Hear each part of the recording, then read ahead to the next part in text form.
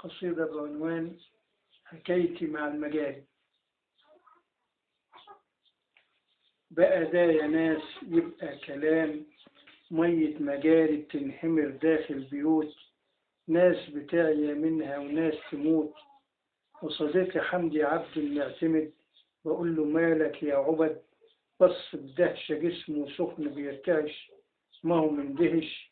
مسكين صديقي عبد المعتمد بيته بقى بركة مجاري، محندقة ومكندقة. دور له وشه من كسف زعلان قوي، مقهور يا عيني من المرض. ملاريا داست صحته هتموته، وفلاريا تاكل في مراته سوكنة، مع إنها متنورة ومتعلمة. وابنه بهادر حلف يهاجر من هنا. ابنه الكبير ما هو أصله موظف كبير، هو أصله مستوظف كبير وكمان أمير.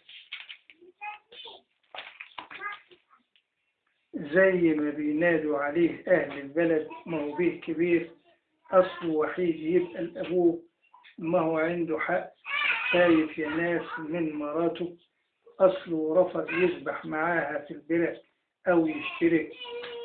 أصلا معاهم في فرح كبير لأهل البرك، مليان ناموس وعافف عليه دبان كتير، ومدعي فيه الصغير والكبير.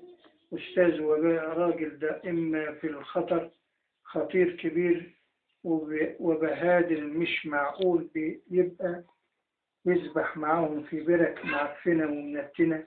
ما هو عنده حق. صرخ بصوته عالي وقال يا ناس ده لأ، الصحة فينها يا ناس، بقى مش في الفرح. قلبه تعب صوت دبح، بقى ده يا ناس يبقى كلام، مية مجاري بتنهمر داخل بيوت، ناس منها بتعيا وناس تموت وعجبي. السلام عليكم ورحمة الله وبركاته.